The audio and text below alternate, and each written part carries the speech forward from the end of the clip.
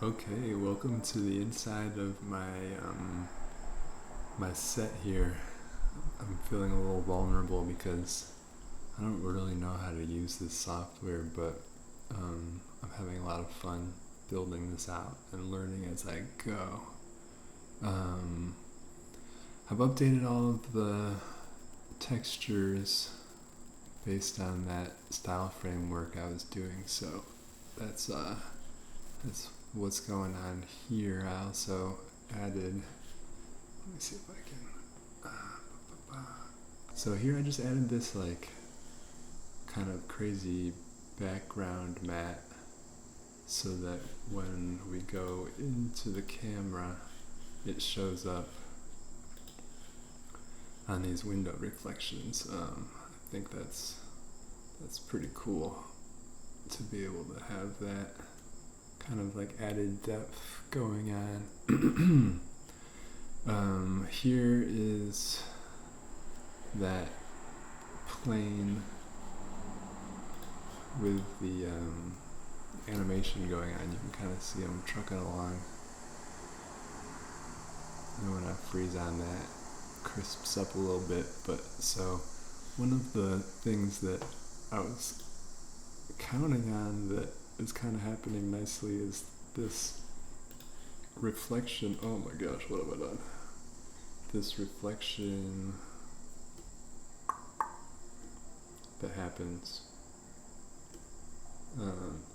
This puddle's like a little basic right now, but you know, you've got all of these things going on now where you're seeing the buildings back here, you're seeing this motion mirrored in the puddle. It all just kind of like adds to the visual dynamics, I don't know what you would call it, that might make what's really just like a very small area of motion feel grander, I guess, because it's in this big world. So if I jump back, this is where the shot starts, that kind of like initial swing. And so I've updated this door to make it a little more interesting. Still gonna add a little something there just to complex this up, because you know, like as this, I don't know if this is too in depth, but I really want to draw out this feeling of like, what are we looking at? Is this what we're supposed to be interested in right now?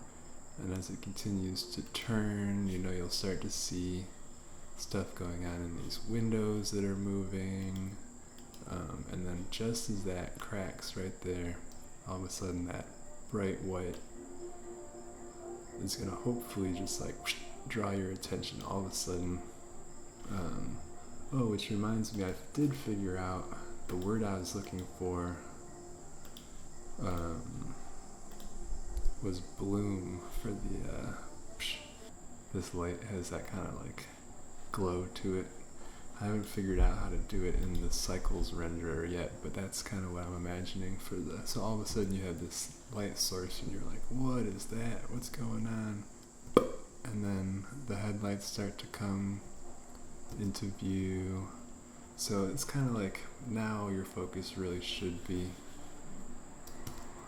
dead center, and you've got this slow camera stop here on our thing. And so yeah, that's where the people pop out. You can see that one of the things I'm going to have to solve is down here.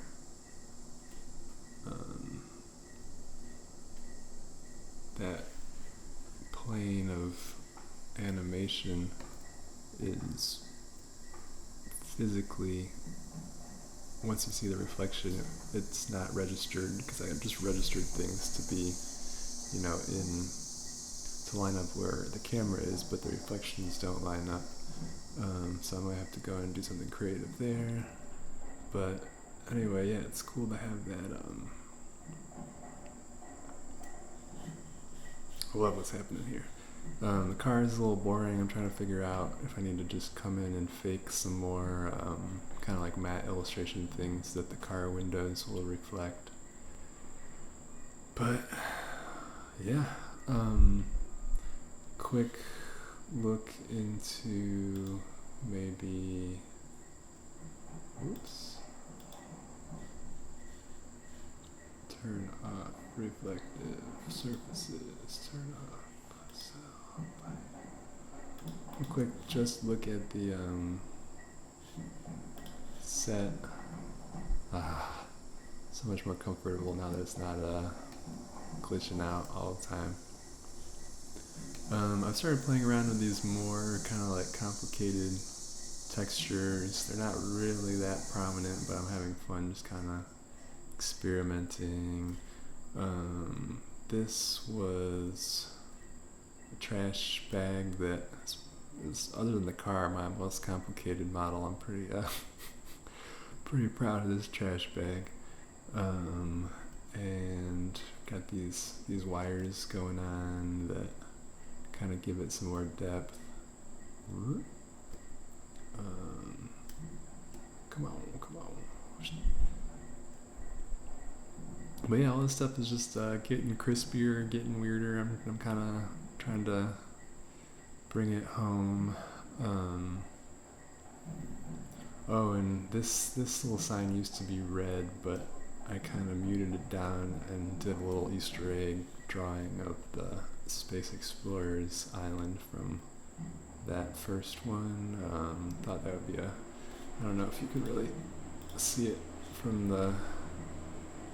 back there, but it might be a fun little thing.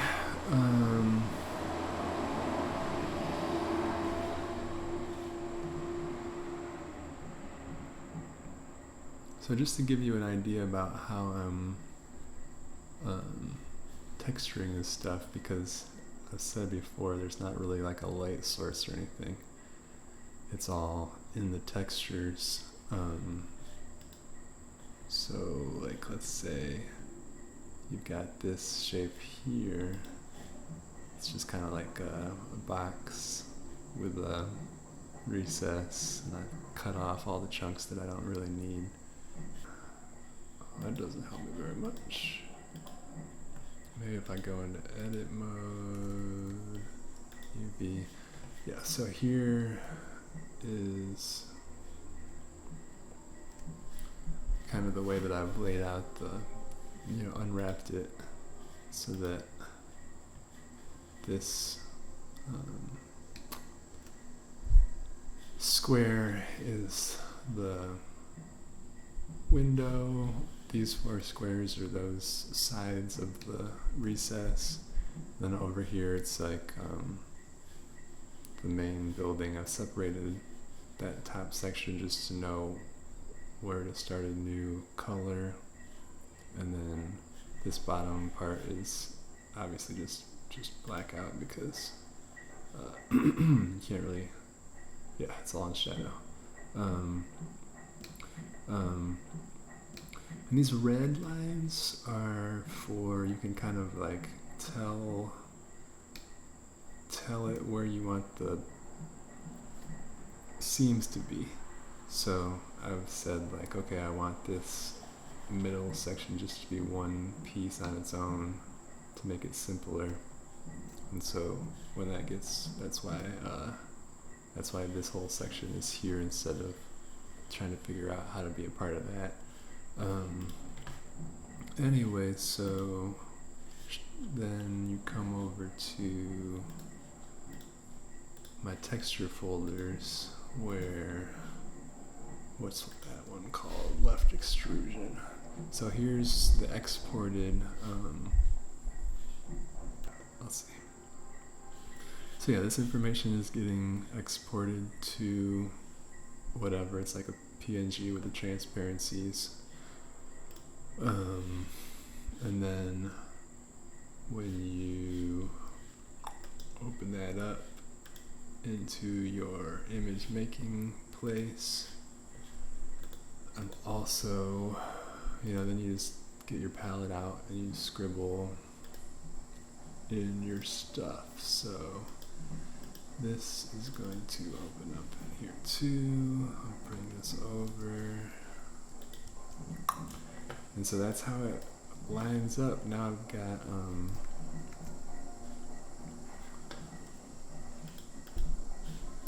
I'm looking at like where the shadow might fall, so it creates the impression that there's this harsh shadow in the recess. I've made this bottom part all black. Here's where the material changes, and there's this kind of like sprayed feeling stone stuff. But so this is what I'll then export and then bring in to here. Let's see. So if I basically the material is an emission, which I think just means it's like emitting light. So it takes the file, I've said I want it to be let's for fun, let's say that like I used the wrong one. And so it's like projecting that. This one's that garage with the green, but so it projects it onto the shape geometry. But since the UV pattern doesn't match up with the geometry, it's going all weird. But so if I come back and I say, okay, let's put it back to left extrusion, and it pops it on, it looks all nice because it lines up with the UV. So yeah, I've pretty much gone and done that with all of these shapes. And then, you've got your other stuff. That's pretty much it. That's what it is. It's kind of funky when you spin it around and you got this. It's emitting the same texture on both sides. So it's all very, don't look behind the curtain kind of a thing. But I'm having fun with it. It's got me, thinking about all the things that I would do differently next time. Probably stay a little more organized. I'm sure for those of you that know 3D programs pretty well, this is pretty basic stuff, but for those of you who don't, I think it's pretty exciting that this is a free program that's it's kind of like, Photoshop. I only use like 3 buttons, 3 tools, and that's kind of how I approach all software. It's like, okay, what really do you need to do? I don't know, everybody thrives under limitations, and so whenever you're talking about a program that can do a million different things, really you just need to find that one little corner where it does what you want it to do, and you don't really need to go much further than that. So yeah, that's thanks for watching.